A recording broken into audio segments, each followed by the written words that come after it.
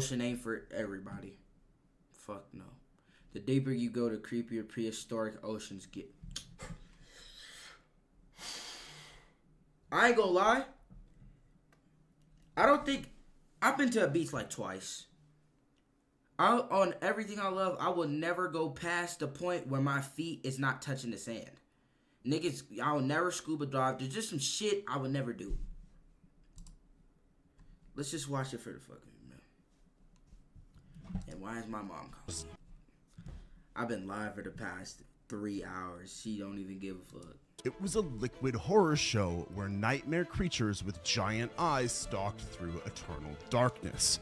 And some of these monsters are still alive today, lurking in places we've barely explored. Look, we think the ocean today is scary, which, fair enough, it's got great whites and giant squids and whatever else is down there that we haven't found yet. But prehistoric oceans? Those were on a whole different level of nope.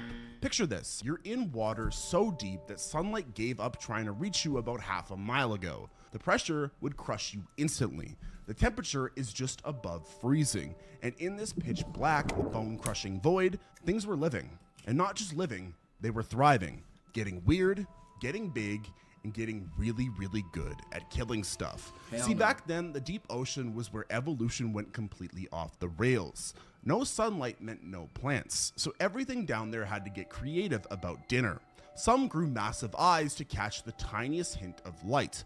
Others just said screw it and went blind altogether. A few decided to even make their own light and wave it around like some kind of underwater serial killer with a flashlight. And the really messed up part? These weren't just random monsters that showed up for a few million years and then died out. In fact, they were already ancient when dinosaurs were still figuring out how to walk upright. And here's what really gets me. We only know about the ones that left fossils. Most deep sea creatures just dissolve when they die. Their shells get eaten by acid and they vanish without a trace.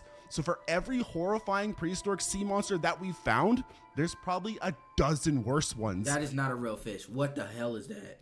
That we'll never even know existed. Like, imagine there are 12 creatures out there even more terrifying than the Megalodon. Deep Ocean back then was essentially a horror movie that ran for 500 million years, starring creatures that would make H.P. Lovecraft throw up, giant eyes staring through eternal darkness, teeth that don't fit in mouths, things that haven't changed their murder strategy since before your great times a million grandmother was even a twinkle in some primordial soup. Meet the Ophthalmosaurus. This thing lived 150 million years ago and had eyes the size of dinner plates. Not small dinner plates either. We're talking full-sized, fancy restaurant dinner plates. Each eyeball was 9 inches across, which is bigger than most basketballs. Now, you might be thinking, oh, big eyes, so what? Well, those massive eyes weren't just for looking pretty. They were for seeing in complete darkness while diving deeper than most nuclear submarines go today. This reptile could hold its breath for over 20 minutes and dive over 3,000 feet down into water so dark you couldn't see your hand in front of your face. The hell is that, a dolphin Why shark? would anything want to do that though? Well, simple. Dinner was down there. The weirdest part is how good it was at this job. While other marine reptiles were splashing around in shallow water eating fish, Ophthalmosaurus was down there in the void, using those massive eyes to spot the faintest glimmer of bioluminescence. Picture something bigger than a dolphin, but built like a torpedo, with eyes so big they had to be reinforced with rings of bone just so they wouldn't collapse under the pressure. And it wasn't even the only one doing this. We found these things all over Europe, so apparently diving into the abyss to hunt tentacled monsters was a popular career choice back then, which tells you something about how messed up the Jurassic oceans really were. But what if you didn't even need massive eyes to be a nightmare? Phosphorus was only 12 feet long. In the world of prehistoric sea monsters, that's basically a minnow. But here's the thing about this particular minnow. It had forward-facing eyes. You know what else has forward-facing eyes? Owls, hawks, things that hunt and kill other things for a living. Most reptiles have eyes on the sides of their heads because they spend their time trying not to get eaten. Phosphosaurus, this guy had both eyes pointing straight ahead, giving it depth perception that would make a sniper jealous. And those eyes were huge. Not Ophthalmosaurus huge, but big enough that they probably took up half its skull. Scientists think this little monster was nocturnal. While all the big scary mosasaurs were sleeping off their day of terrorizing everything in sight, Phosphosaurus was just getting started. It would cruise through the dark waters, using those precision-guided eyes to pick off glowing lanternfish and squid that thought they were safe in the night. The really twisted part is how good it was at this job. We're talking about a reptile that figured out how to be an underwater owl 70 million years before actual owls even existed. It wasn't fast enough to chase down big prey in broad daylight, so it just waited until dark and became the ocean's first serial killer. And get this, it lived in Japan. So while T-Rex was stomping around on land, the waters off prehistoric Japan were being stalked by this small, precise killer with giant Is this shit forward-facing still alive? eyes, just cruising through the darkness, picking off anything dumb enough to light itself up. Talk about evolutionary specialization. Most mosasaurs were built like buses. This one was built like a scalpel. And of course, some deep sea killers took a more direct approach. Viperfish have teeth so long they stick out of their mouth even when it's closed. These aren't normal teeth. These are straight up fangs that curve back toward the eyes because there's literally nowhere else for them to go. This fish has been perfecting its nightmare look for 15 million years, and honestly, it nailed it on the first try. The teeth are so big that if a human had proportional fangs, they would be dragging on the ground when you walked. But here's where it gets really messed up. Viperfish use these teeth by ramming into their prey at full speed. You'd think hitting something tooth first would mess up your skull pretty bad. Well, Viperthis thought of that too. They evolved a built-in crumple zone. The first bone behind their head is basically a shock absorber that keeps their brain from turning into soup every time they spear something. So this fish just hangs out in the dark, completely motionless, waiting for something to swim by. Then it fires itself forward and impales whatever was unlucky enough to be in the neighborhood. There's no chase scene, there's no fancy hunting strategy, just pure, brutal, lethal efficiency. And the best part? They do this while glowing. Viperfish have lights all along their belly to camouflage themselves from below, and a little fish lure on their back to attract prey from above. So they're basically a floating death trap with a neon sign that says free food here. And they're still doing this today. Right now, somewhere in the deep ocean, a viperfish is hanging perfectly still with its mouth full of fangs, waiting for dinner to come close enough to murder. They've been at it for millions of years, and they're not going to be stopping anytime soon. And they are really scary, but they're not that big compared to the goblin shark, which is also still around today. The goblin shark looks like someone tried to design a shark, around but today. it only ever had a description from... Okay, so at least it bring me some peace that all the shit he was talking about is dead. But this is alive. Someone who'd never seen one. Pink skin, flabby body, and a snout that looks like it belongs on a different animal entirely. But that's not even the scary part. The scary part is what happens when it opens its mouth. The goblin shark can shoot its entire jaw forward about... Fuck no. Fuck no. about a foot outside its head. Just boom. Suddenly, there's a second mouth where no mouth should be, full of long little teeth grabbing whatever was unlucky enough to be nearby. This thing has been doing this exact same strategy for 125 million years. We know this because we keep finding fossil goblin sharks that look exactly the same as the ones swimming around today. While everything else was evolving and changing and trying new things, the goblin shark was just sitting there going, nah, I'm good, this is working fine for me. And why would it change? It lives so deep that nothing bothers it. It just floats around in the dark, waiting for something to swim close enough to its face. Then it fires that jaw out and drags dinner back into its mouth. So no chasing, no fighting, just pure mechanical efficiency. The weirdest part is that we barely ever see them. They live so deep and are so rare that most people who study sharks for a living have never even seen a living one. But they're down there right now, drifting through the darkness with their extendable nightmare mouths, doing the exact same thing they've been doing since before grass existed. And speaking of sharks, there's another nightmare shark still living today. Frilled sharks look normal until you get up close. Then you realize this thing has 300 teeth arranged in 25 rows, and every single one of them is shaped like a tiny trident. When I say tiny, I mean each tooth is still big enough to do some serious damage. This shark is basically a 6-foot-long swimming mouth that's been practicing the same routine for 80 billion years. It moves through the water like an eel, all wavy and smooth until something gets too close. Then it strikes forward and swallows prey that's half its own size, whole. No chewing, no tearing it apart, just straight down the hatch. The really disturbing part is how good it is at hiding. Frilled sharks live in caves and crevices during the day. This alive too? And come out at night to hunt. They're almost never seen at the surface, so for most of human history, we had no idea they existed. We just kept finding their teeth in ancient Yogurt, rock and bro, I'm assuming still they were fucked up. My extinct. teeth messed Then, up. in the 1800s, some unlucky fishermen pulled one up, and everyone realized these things never left. They've been down there this whole time, slithering through what underwater the heck? caves and swallowing squid whole, while the rest of the world moved on without them. And here's what really gets me. They're still God, I'm doing never it. going in Right now, somewhere in the deep Atlantic, a frilled shark is probably coiled up in some dark crevice, waiting for night so it can go hunt with the same 300-tooth mouth design that worked perfectly fine. And they when- talking about we only discovered 10% of the ocean. How do you know? How do you even know that's 10%?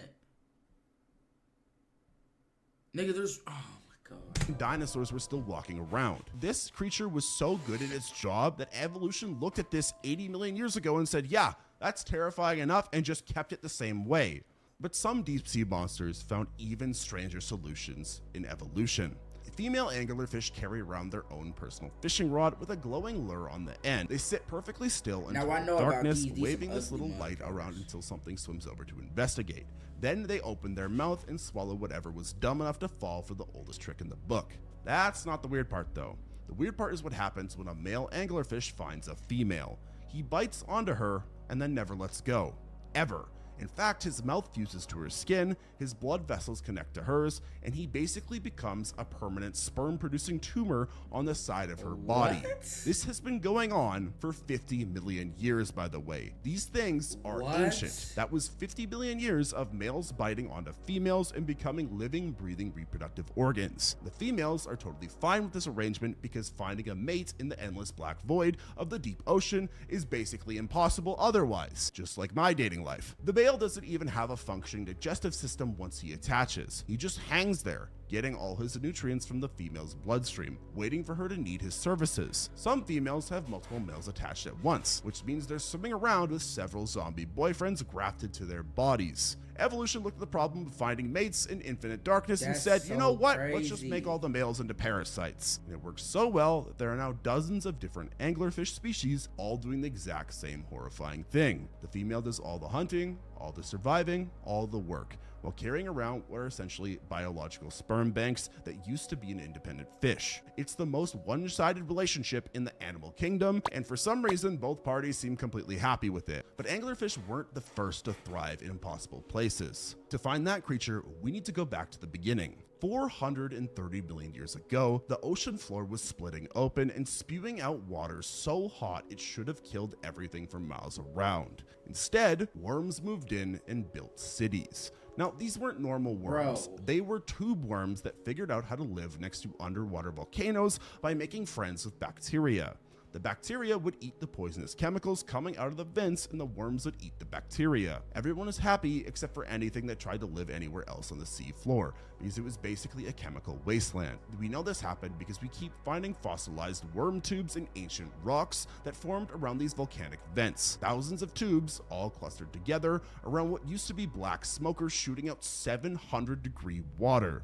The worms had no eyes, no mouths, and no way to catch food on their own. They just sat there in their tubes, letting their bacterial roommates do all the work. In fact, they're doing the exact same setup in the exact same places, with the exact same species of bacteria. So, I don't 400 really care million about no years worm, later, bro. They and not tube harming worms are nothing. still the only things tough enough to live right next to underwater lava geysers. The This really is wild cool, part is that I these vent guess. sites don't last very long. The volcanoes shut off, chemistry changes, and the whole community has to pack up and find a new vent somewhere else. But somehow, these worms have been playing this game of volcanic musical chairs for nearly 500 million years. Most creatures spend their time trying to avoid getting cooked alive. Tube worms spent 430 million years perfecting the art of living inside a natural probably gonna pressure drop cooker next week, and for turning real. poison into dinner. And speaking of ancient survivors, If he some drops tonight, fish though, took oh my hiding God. to ridiculous extremes. There's like 8 In minutes left if he 1938, drop a it museum tonight. curator got a phone call about a weird fish that had been But caught yeah, I off got the the coast under. of He not South dropping Africa. tonight. She went to look at it and immediately knew she was staring at something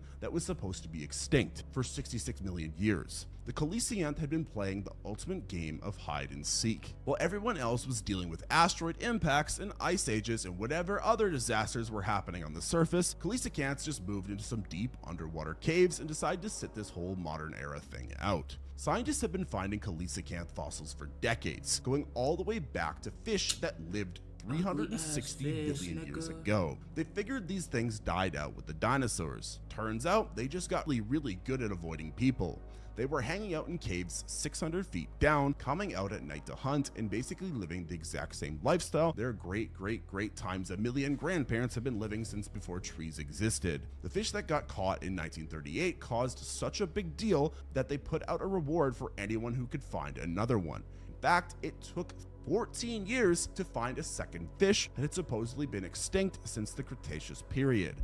That's some next level hiding skills right there. And when they finally studied living coelacanths, they found out these fish hadn't bothered to evolve much of anything in all that time. Same weird fins, same weird skulls, and the same weird way of giving birth to live babies instead of laying eggs. So while everything else was evolving, adapting, and trying new things, coelacanths were in their caves going, nah, I'm good, I'll see you in a couple million years. But other ancient creatures took a different approach to survival in the oceans. Imagine walking through a forest where every single tree is actually an animal. Well, that's what the ancient seafloor looked like when sea lilies were running the show. These things grew 60 feet tall and swayed in the current with their feathery arms spread out to catch food floating by. They weren't lilies and they weren't plants. They were animals that just happened to look like underwater flowers. And they covered the ocean floor in dense forests that stretched for miles. Some of these underwater trees were taller than a 6-story building. All of them stuck to the seafloor by their roots and waving their arms around trying to catch dinner. The crazy part is how successful this strategy was. For hundreds of millions of years, being a giant underwater flower was apparently the way to go. Sea lily fossils are so common that entire limestone cliffs are made out of nothing but their broken stems and arms. Literally whole mountains of dead sea lily parts. Most of them got wiped out during the big extinction at the end of the Permian period, but a few species said, you know what, we're just gonna move deeper, and they kept doing their thing in the abyss. We didn't even know they were still alive until the 1800s when someone finally dragged one up from the deep ocean. Today, there are still sea lilies down there, doing the exact same thing they've been doing for 300 billion years, standing around on the seafloor, waving their arms in the current, catching whatever floats by. They're not as tall as they used to be, and there aren't nearly as many of them, but they're still out there being living flowers on the bottom of the ocean. Talk about sticking with what works. Now we're about to talk about my favorite prehistoric marine reptile, the Abyssosaurus. Fuck no, please don't tell me this shit's alive. Abyssosaurus literally means bottomless lizard, which is probably the most metal name any prehistoric reptile ever got. And unlike most dinosaur names that sound way cooler than the actual animal, this one earned it. This thing was a plesiosaur that looked at the deep ocean, decided that's where it wanted to live permanently. Not just visit for hunting trips, but full-time residency in the abyss. So it evolved the heaviest bones of any marine reptile ever found. Dense, thick bones that worked as built-in weights to drag it down into the darkness. Most marine reptiles had lightweight bones to help them float and swim efficiently. Abyssosaurus went the opposite direction and basically turned its skeleton into a lead vest. It wanted to sink, and it wanted to stay sunk. This thing had lungs the size of barrels to hold enough air for extended deep dives. Then it would just drop like a rock into water so deep that the pressure would crush a human instantly. Down there in the total darkness, it would cruise just above the seafloor with those massive eyes scanning for anything dumb enough to be wandering around in the void. Small head, long neck, perfect for darting forward and grabbing squid or fish before they knew what hit them. And this wasn't just some weird experiment that lasted a few thousand years. Abyssosaurus was doing this for millions of years in the early Cretaceous, while other plesiosaurs were splashing around in shallow lagoons. Like that shit was in the ocean before we was here. Think about it, bro. Hell no. This one was hanging out in the deepest, darkest parts of the ocean, living a lifestyle that wouldn't be out of place in a horror movie. The name says it all. Bottomless lizard. It's also got like the coolest name of any dinosaur out there. It's a marine reptile, but it's got the similar naming structure as dinosaurs. It literally went to the bottom and then just said, this is my home now. But further north, things got even weirder in the oceans. Ophthalmothul lived near the Arctic Circle 145 million years ago, which meant it had to deal with months of total darkness during the polar winter. Most reptiles would have called that a deal breaker. Ophthalmothul saw it as a business opportunity.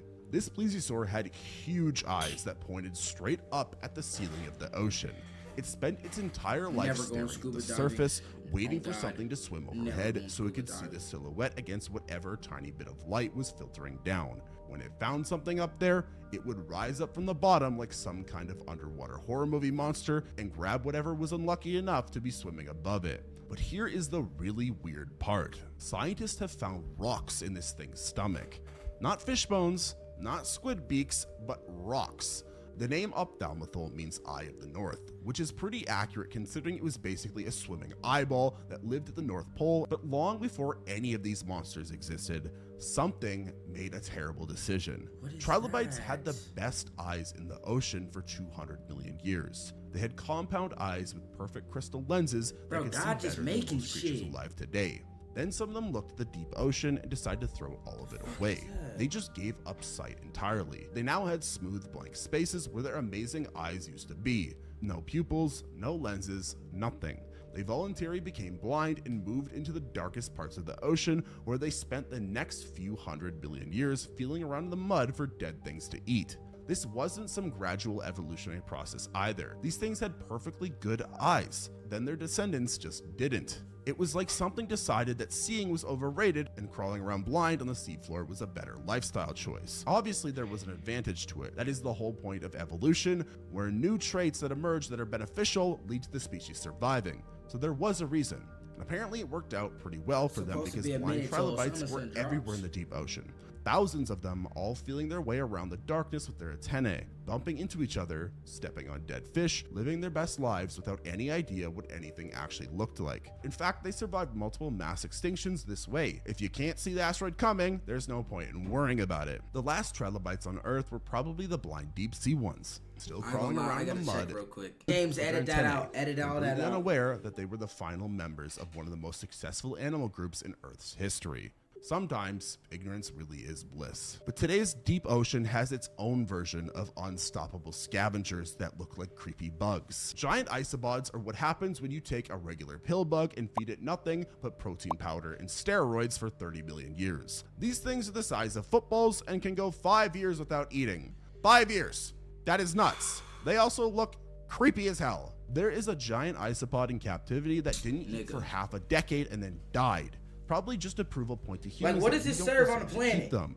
They live Oh on the my deep ocean God. floor where food is so scarce that when something finally dies and sinks down to their level, it's like Christmas morning. Hundreds of these massive ocean bugs will detect the smell from miles away and come swarming over to the carcass like the world's most disturbing family reunion. Once they find a dead whale or fish, they'll gorge themselves until they are so stuffed That's they can barely fucking move. nasty. Literally, it is like Christmas dinner. Then they will just sit there for months, maybe years, slowly digesting their meal while waiting for the next thing to die and fall from above. The weirdest part is how good they are at waiting. Most animals would starve to death in a few weeks without food. Giant isopods have turned waiting into an art form. They'll sit perfectly still on the sea floor, doing absolutely nothing for longer than most people have been alive. And when they do finally encounter a predator, they just roll up into a ball and wait for it to go away. No running, no fighting, just full-on defensive mode until the threat gets bored and leaves. They're essentially the ocean's version of that friend who deals with problems by pretending they don't exist. 30 million years of evolution, and their survival strategy is eating once every few years and hiding from their problems. But even those survivors look normal compared to what came next. Scientists found a fossil that looked like someone had bent a giant squid shell into a paperclip and decided that was a perfectly reasonable way to live for 200 years. That's Diplomacerus, and yes, you heard that right. It lived for 200 years. This thing outlived entire dinosaurs known to live long, while shaped like office supplies. There are very few things on Earth that can live longer than 200 years. I can only name like the Greenland shark off the top of my head. Not a lot of things have ever lived that long. Most ammonites curled their shells into tight spirals because that's efficient and makes sense. Diplomacerus looked at that design and said, actually, what if I dead wonder why God put some of this bullshit in the world like that, dude. Like, for what? just grew in a big U shape instead. Then it proceeded to float around in the ancient ocean for 2 centuries, looking like a 10-foot tall paperclip with tentacles. The shell shape was so weird that when paleontologists first found these fossils, they thought they were looking at multiple different animals that had somehow gotten stuck together. Nobody could believe that one creature would voluntarily grow itself into that shape and then live with the consequences for 200 years. But apparently the paperclip lifestyle worked out great. Diplomaceras would float vertically in the water with its head hanging down from the bottom of the U, just hovering there and grabbing whatever swam by. And they did this for a very long time. The same individual ammonite floating in the same spot, shaped like a paperclip, for longer than Canada has existed as a country. They counted the growth rings in the shell and found 200 of them, which means this thing was already ancient when it was still alive. Evolution spent millions of years perfecting the spiral shell design, then Diplomaceras showed up and decided to reinvent the wheel as a pretzel. Yet even that weirdness pales next to the ocean's first aliens, Charnia. 565 million years ago, before there were fish, before there were any sharks, before there were basically any animals you would recognize, the deep ocean floor was covered in things that looked like they'd been designed by aliens who had never seen Earth life before. Charnia was a 2-meter tall feather made of living tissue that had no mouth, no stomach, no eyes, and no way to move. It just stood there on the sea floor, swaying in the current, absorbing nutrients directly through its skin from the surrounding water for tens of billions of years. No predators existed yet, so nothing bothered it.